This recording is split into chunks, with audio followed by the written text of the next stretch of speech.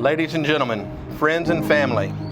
My name is John Ottenreith, and on behalf of Jason and Clare, I would like to thank you for being here and welcome you to this very special day. I'm sure y'all are wondering why Jason and Clare decided to have this much older but great-looking American guy here today to be their celebrant. I'll never forget the day that Jason stepped in my office. "Do you have a minute, Big J?" He let me know that Oceaneering was offering him a position here in Australia, but he didn't want to leave me hanging. I simply told him if he didn't accept, he was fired. He'd have to find somewhere else to work. A short time later, Jason moved here to this beautiful place, and the rest is history. So the short answer as to why I'm here, Jason and Clare feel like I played a part in their meeting.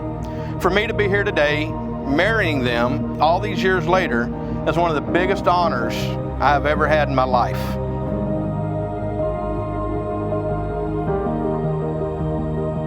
I met Jason about 25 years ago. We were at the motocross track. We all used to race dirt bikes together. That's how a lot of us all became friends.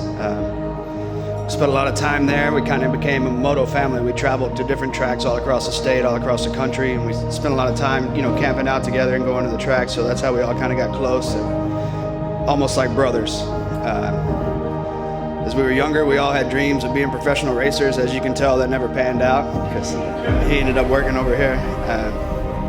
I didn't know how long he would be over here. I knew he would be over here for a while making money. I figured he was just chasing a dollar. He'd be back before too long. He started spending a little time over here, told me about a Mercedes. He was riding around there. So I knew things had to be getting a little serious. Then he told me he met Claire.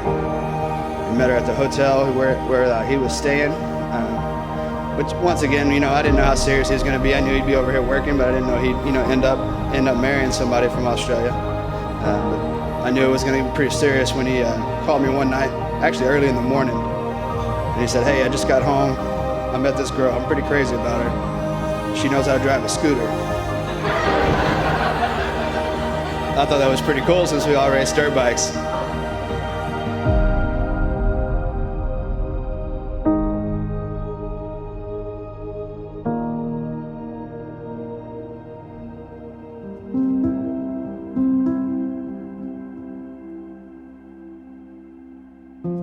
From Captain Corelli's mandolin. Love is a temporary madness. It erupts like volcanoes and then subsides. And when it subsides, you have to make a decision. You have to work out whether your roots are so entwined together that it is inconceivable that you should ever part. Because this is what love is. Love is not breathlessness. It is not excitement. It is not the promulgation of eternal passion. That is just being in love, which any fool can do. Love itself is what is left over when being in love has burned away. And this is both an art and a fortunate accident. Those that truly love have roots that grow towards each other underground, and when all the pretty blossoms have fallen from their branches, they find that they are one tree and not two.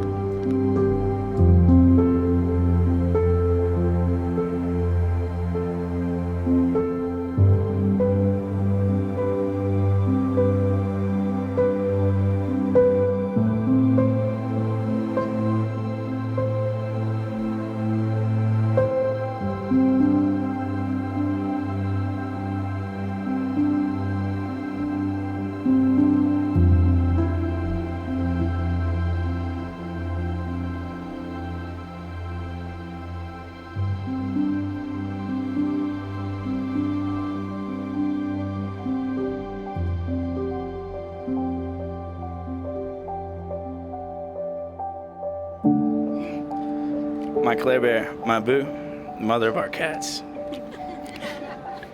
You show me not to take life so seriously and just have fun. Your adventurous spirit is exactly what I needed to help me not worry about the little things so much and focus on the bigger picture. God sent me clear across the world to find you, and the life we have together now is more than I could ever dreamed of. You're my everything.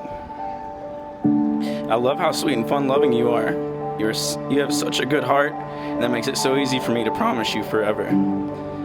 I've been in love with you since the moment that I met you. Just knowing that you are always here for me makes me fall more in love with you each and every day. I vow to always love and support you in the best of times and the worst of times. I promise to protect that big heart of yours and never break it. I promise not to feed the flu-flows meow mix when you're not looking.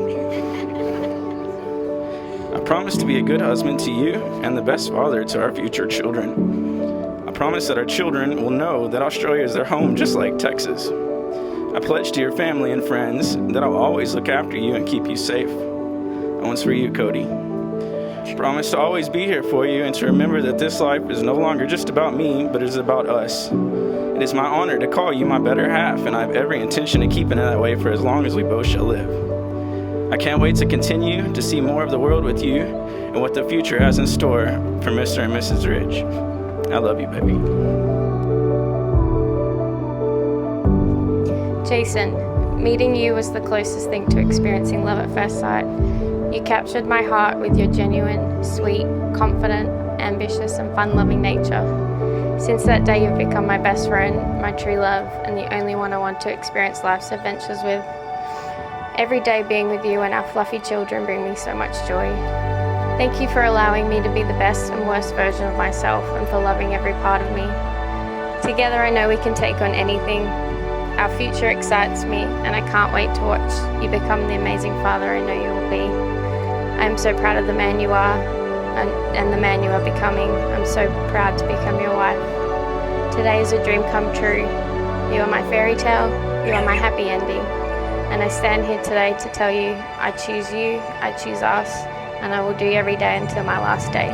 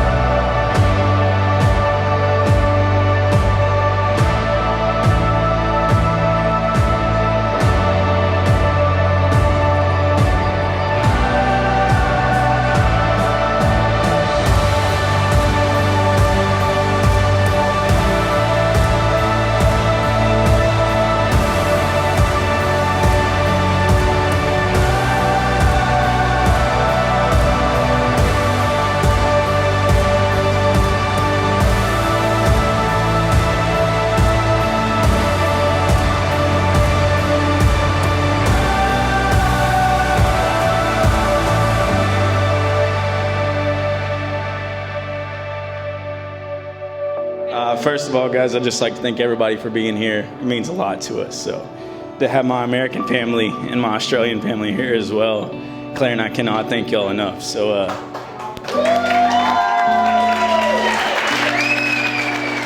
right, guys, wow. Here we are. All I can say is wow. Thank you. Mine and Claire's journey leading up to this point fills me with nothing but joy. We're so delighted to have all of you here tonight to celebrate with us.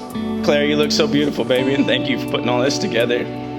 I'll never be able to say thank you enough to everyone who had a part in making us to this point. A lot of you guys had some stories to share about that, and yeah, it puts it all together for us, and you guys all being a part of it, it really, really means a lot.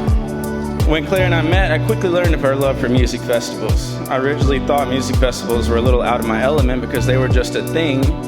They just weren't a thing where I'm from in rural Texas. Claire and I had known each other for a couple weeks by then, so I texted her and asked her how she was bringing in the new year. She texted me back and told me she was at a music festival with some of her friends and wanted to know if I'd like to come. Her wonderful smile and fun-loving spirit made the electronic music scene that was very foreign to me at the time so easy to embrace. I'd have to say my favorite memory was a New Year's kiss Claire and I shared at the end of the night.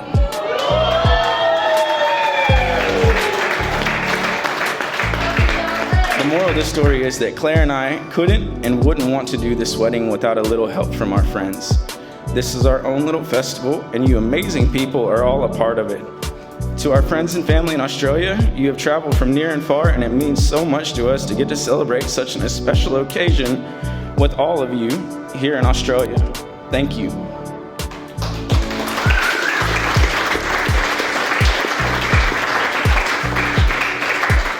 And to our friends and family that made the journey from Texas, thank you all so much for enduring 21 hours of economy class with us.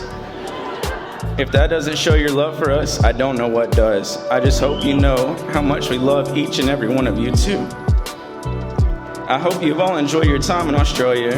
You all getting to see Clare's beautiful home and be with us here tonight means the world to us. I love you, Clare. You are the best thing that has ever happened to me, and I look so forward to doing this festival of life with you forever.